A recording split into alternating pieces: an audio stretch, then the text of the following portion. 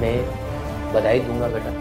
Selection से पहले इस बात के लिए कि आपके दिमाग में उस टाइम ये आया कि 21 अक्टूबर को एग्जाम नहीं हो रहा, कोई बात नहीं, 4 फरवरी भी तो आएगी। इस मैंने खुद से ट्राई किया था। अच्छा। तो मैं इतना अच्छा नहीं कर पाई क्योंकि मेरे पास गाइडेंस नहीं था। अच्छा। तो उसमें मेरा नहीं हुआ सिलेक्शन। तो 2023 में मैं रॉयल से जुड़ी और सिलेक्शन ले लिया सर। मतलब अपन खुद पे काम करते हैं, क्वेश्चन करते हैं, तो खुद को पता चलता है कि अपन गलत कर रहे हैं, सही कर रहे हैं, कितना माइनस हो रहा है। तो सर माइनस मार्किंग अगर रुकेगी तो एक्यूरेसी ज़्यादा होगी, एक्यूरेसी ज़्यादा होगी तो सिलेक्शन तो होगा ही। बहुत बढ़िया, गुड। सर एक तो एग्रीकल्चर का इतना ज़्यादा उधर वो मतलब इतना है नहीं, जानते नहीं है लोग। मेरी पोस्ट को मैं जब बताती हूँ कि एग्रीकल्चर सुपरवाइज़र में मेरा सिलेक्शन हुआ है, तो काफ़ी लोग ऐसे उनको पता नहीं है सुपरवाइज़र करता क्या है, सिलेक्शन हुआ है इसमें तो कौन से विभाग में, ये भी नहीं पता लोगों को। अच्छा, ये भी नहीं। हाँ, ये चीज़ मेरे को समझानी पड़ती है कि कृषि विभाग में है और किसानों की समस्याएं जो होती हैं, बीज हो गया, मृदा से रिलेटेड हो गया, या फिर कोई डिजीज़ हो गई फसलों की, वो सब चीज़ें बहुत से किसान हैं जिनको नहीं पता है, जानकारी नहीं है। बहुत बढ़िया।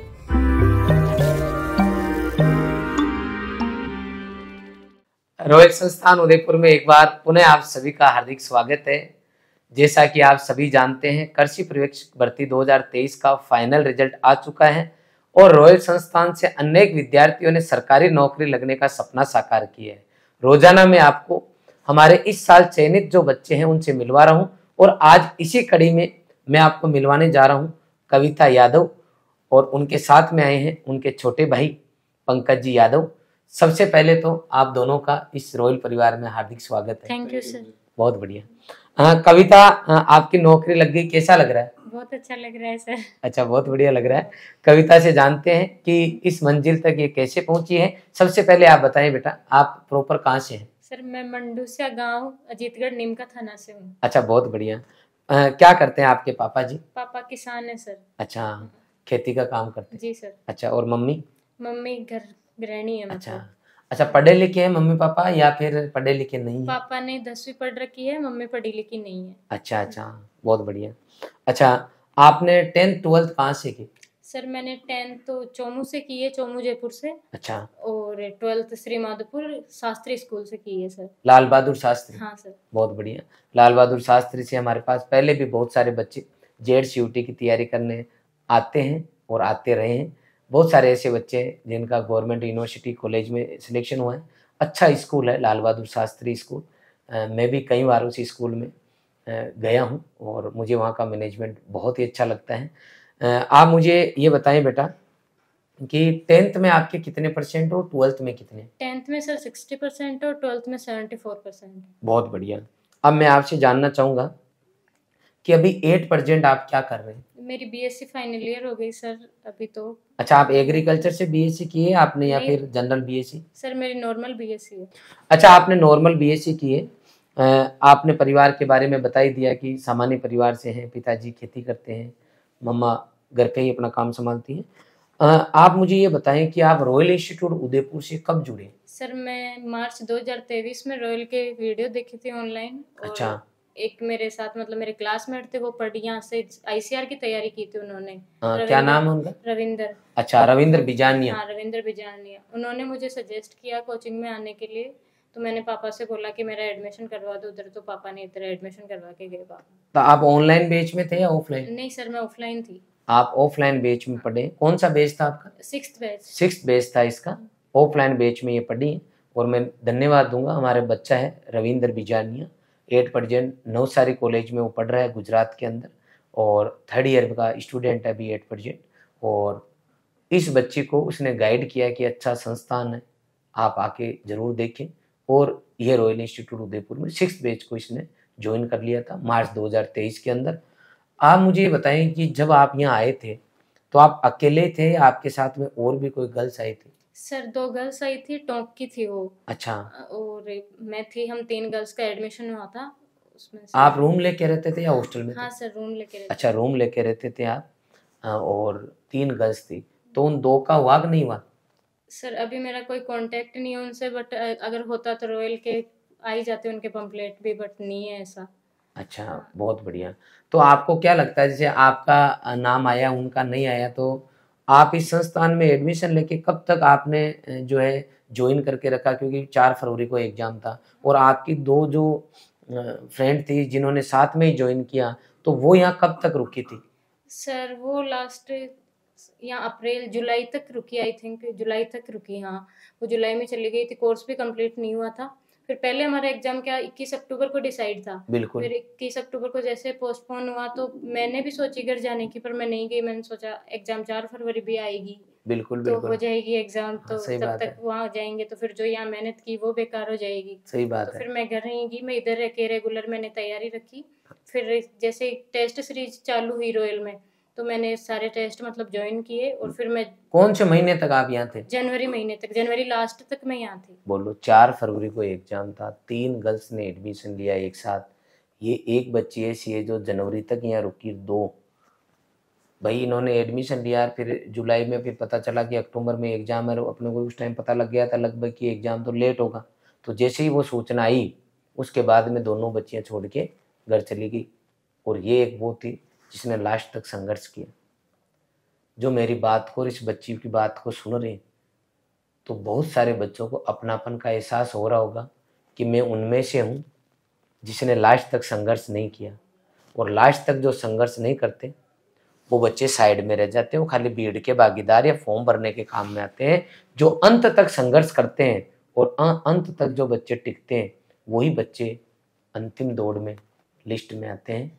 मैं बधाई दूंगा बेटा सिलेक्शन से पहले इस बात के लिए कि आपके दिमाग में उस टाइम ये आया कि 21 अक्टूबर को एग्जाम नहीं हो रहा, कोई बात नहीं, 4 फरवरी भी तो आएगी, मेहनत पे पानी पूरा ही फिर जाएगा यदि अभी मैदान छोड़ दिया तो। कई बच्चों ने मैदान उस टाइम छोड़े होंगे और उनको सफलता नहीं मिली होगी। बहुत बढ़िया। मैं आगे जानना चाहूँगा बेटा आपसे कि 2023 में आपका रॉयल से जुड़ना हुआ, उससे पहले भी क्या आपने रॉयल इंस्टीट्यूट में, क्योंकि आपने 12th कौन सी ईयर में की?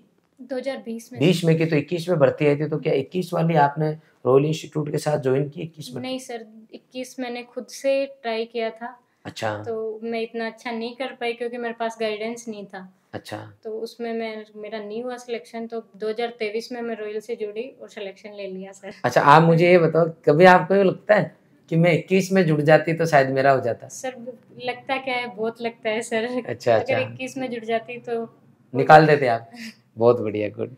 अच्छा, ये भी आप, मैं कहता हूँ अक्सर आपको कि सही टाइम पर सही डिसीजन लेने पर ही आप एग्जाम क्रैक करके अपने जो है सपनों को साकार कर सकते हो। डिसीजन लेना और सही लेना अलग अलग है।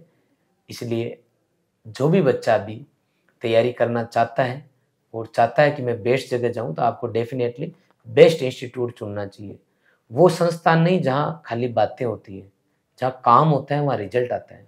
आप इस बात को ऐसे समझो कि जैसे 12 महीने की कोई फसल है, 12 महीने की नहीं, अपन तो 5 महीने की मान लो गेहूं की फसल है। अक्टूबर नवंबर में अपन ने बुआई की, मार्च अप्रैल में उसकी कटाई होगी। अगर किसी किसान ने 3 महीने मेहनत की जम के और 2 महीने अगर मेहनत नहीं की, तो क्या उस खेत के अंदर अच्छा अनाज होगा, गेहूं होगा अच्छा? कभी नहीं होगा। गेहूं उसी किसान के अच्छे होंगे जो बुआई से लेके कटाई तक ईमानदारी तक पूरे 5 महीने 6 महीने मेहनत करता हो। तो उसी संस्थान का रिजल्ट आता है अंत में, जो एडमिशन से लेके एग्जाम तक बच्चे के साथ में जो है जुड़ा रहता हूँ। और बच्चा भी अपना 100% देता हूँ। 3 आई थी, 2 तो नहीं लगी नौकरी, ये 1 ही क्यों लगी? संस्थान ने तो इसको पढ़ाया तो उनको बाहर थोड़ी निकाला। इसका मतलब है संस्थान बच्चे के लिए काम करे और बच्चा संस्थान के साथ में मिलके कंधे से कंधा मिला के चले, तब जाके लिस्ट में नाम आता है। मैं आगे जानना चाहूंगा बेटा कि संस्थान में आप पढ़े तो यहाँ के टीचर्स के बारे में आप बताएं, क्योंकि बिना गुरु ज्ञान मिलना मुश्किल है। तो कैसे हैं यहाँ के स्टाफ? सर मैं सबसे ज्यादा धन्यवाद यहाँ की फैकल्टी को ही देना चाहूंगी। मेरे एग्रीकल्चर में जीके से ज्यादा एग्रीकल्चर में प्रॉब्लम आती थी। अच्छा। तो सोनू सर ने हॉर्टिकल्चर पढ़ाई, भवानी सर ने एग्रोनॉमी और मैम ने एनिमल हस्बेंड्री करवाई। इतना अच्छे से क्लियर हुआ सर मेरा कि मेरे को बिल्कुल दिक्कत नहीं आती थी। जब मैं टेस्ट देने बैठती थी तो मैं 20-20 क्वेश्चन आते थे हमारे तीनों सब्जेक्ट के। अच्छा। तो मैं तीनों का स्कोर 20-20 का लेके चलती थी कि मेरे तीनों सब्जेक्ट में 20-20 जा रहे हैं या नहीं जा रहे हैं। हाँ, तो सर बिल्कुल। उनका कंटेंट इतना अच्छा था कि मेरे को बिल्कुल अच्छे से समझ में आने लग गया था, और अच्छे से मेरा स्कोर टेस्टों में मतलब एकदम अच्छा हो गया था सर अच्छा, लास्ट में। लास्ट में जाते हाँ जाते आपने बहुत हाँ अच्छा कर लिया, बहुत बढ़िया। अच्छा, जब यहाँ आप टेस्ट देते थे कंटिन्यू इंस्टीट्यूट के अंदर, तो आपके कौन सी रैंक चलती थी और लगभग उस टाइम कितने नंबर आते थे आपके? सर मेरी टॉप 10 में रैंक रही है, अच्छा, और 250 से अबव नंबर रहे हैं हमेशा। हमेशा? हमेशा 250 बहुत से बढ़िया। अबव रहे। अभी डब्ल्यू का अभी बीच में ही मैं टोकना चाहूँगा, लेकिन मैं एक बात ज़रूर बताना चाहूँगा कि डब्ल्यू का अभी जो है बैच चल रहा है, उसके अंदर 150 नंबर का पेपर है, 150 नंबर के अकॉर्डिंग कंटिन्यू संस्थान टेस्ट ले रहे हैं। और उनके अंदर मैंने बच्चों को ये क्राइटेरिया दे दिया कि 120 से कम किसी भी बच्चे के नंबर वर्तमान में जो रॉयल के टेस्ट चल रहे हैं उनमें नहीं आने चाहिए। आपके अगर अभी नंबर नहीं आ रहे, अभी आप अगर कंटिन्यू जो टॉपिक पढ़ाए जा रहे हैं, अगर वो साथ के साथ नहीं पढ़ के नंबर नहीं ला पा रहे हो, और अभी आप मान लो रूम लेके रहते हो, रील्स देखते हो, तो मुझे नहीं लगता कि आप फाइनल एग्जाम में ले आओगे।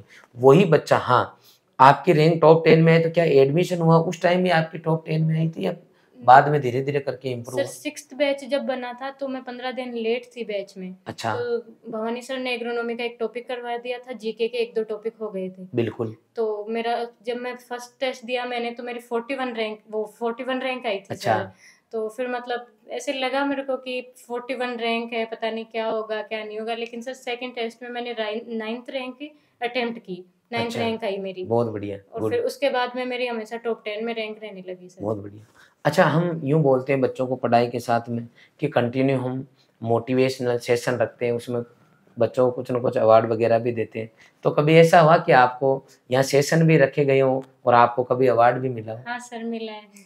कब मिला था आपको? सर जनवरी में जब टेस्ट सीरीज चल रही थी हमारी, अच्छा, तब आपसे मेरे को मिला है अवार्ड सर। अच्छा, बहुत बढ़िया, बधाई हो।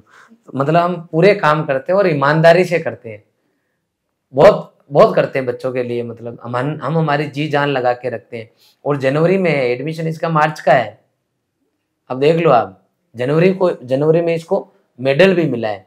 हम जो टॉप बच्चे करते हैं, टेस्ट में अच्छे नंबर लेके आते हैं, उनको अवार्ड देते हैं ताकि दूसरे बच्चों को भी लगे कि मैं भी अवार्ड लेके आऊँ। हालांकि मैं ये नहीं कह रहा अवार्ड देने चाहिए, नंबर आते हैं, लेकिन फर्क पड़ता है, माहौल का पूरा फर्क पड़ता है, बच्चों का कॉन्फिडेंस बूस्ट करना पड़ता है, उसके लिए अलग अलग रेमेडी अलग अलग टाइम देनी होती है।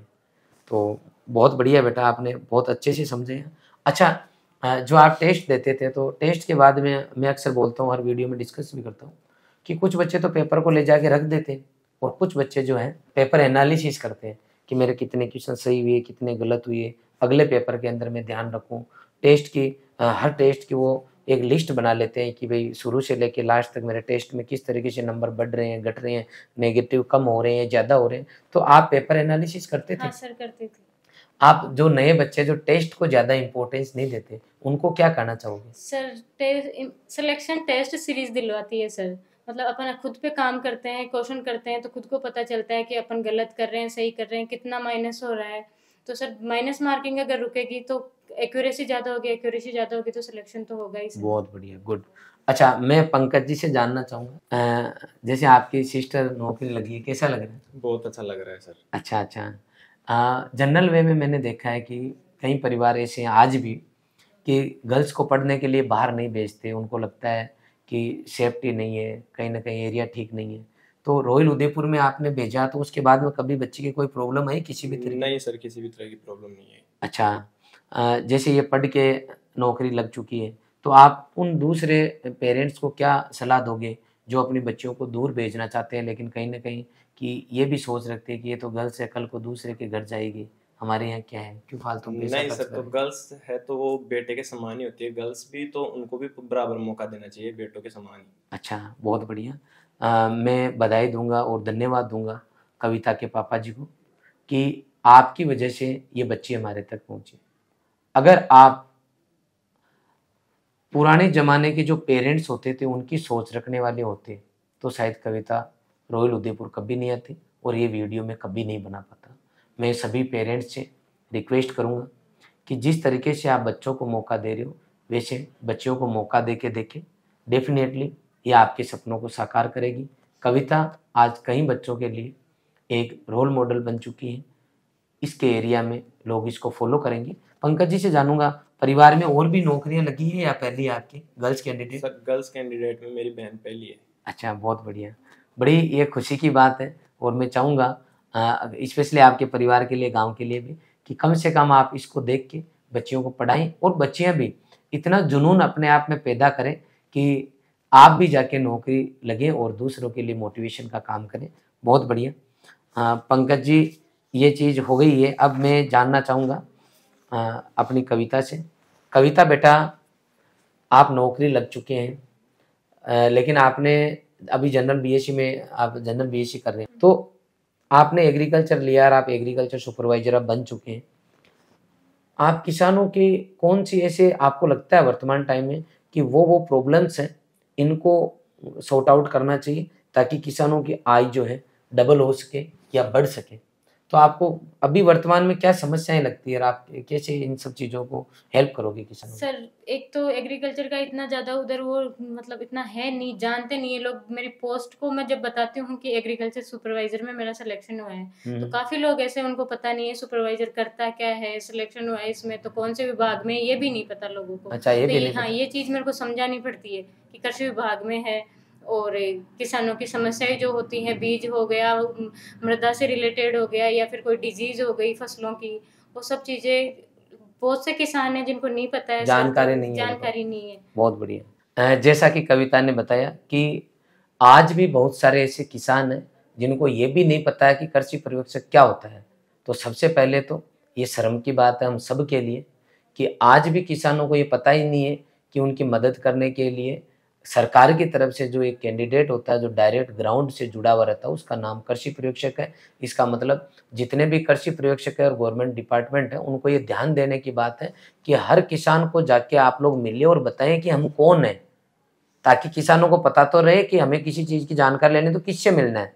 तो पहला काम तो ये हो गया कि सबको पता होना चाहिए। और ये चाहती है कि जिस तरीके से मेरे एरिया के अंदर अभी लोगों को जानकारी नहीं है और बहुत सारे किसान जो है जानकारी के अभाव में पूरा गवर्नमेंट की योजनाओं का फायदा भी नहीं उठा पा रहे, प्लस खेत के अंदर कोई बीमारियां लग रही है तो उनका उपचार भी नहीं कर पा रहे। तो ये ग्राउंड जीरो पे काम करके ये किसानों की मदद करना चाहती है। अंत में कविता में आपसे इतना ही पूछना चाहूँगा कि जो बच्चे 8% तैयारी कर रहे हैं, उनको आप क्या ऐसा की पॉइंट बताना चाहते हो जिसको अगर वो फॉलो कर ले तो पक्का आपकी तरह नाम आगे, उनका नौकरी लगी उनकी? सर इस कोचिंग से मुझे एक ही गुरु मंत्र मिला था कि अगर आज का जो पढ़ा दिया, मतलब आज जो किया है वो आज ही करना है, मतलब कल के लिए बिल्कुल नहीं छोड़ना है। अगर आज का आज करोगे तो लिस्ट में नाम आने से कोई नहीं रोक सकता है सर।